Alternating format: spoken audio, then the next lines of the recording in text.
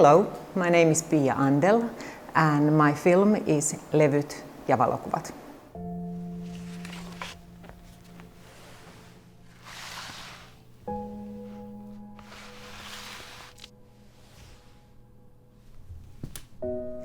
The background of the film isn't autobiographical, but of course I've done also photography when I was young.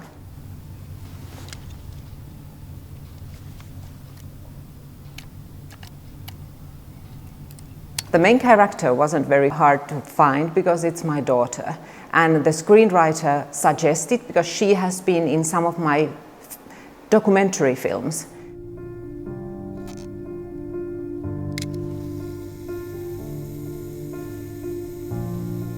Photography is a great art form because it really freezes the moment, and film doesn't do the same thing.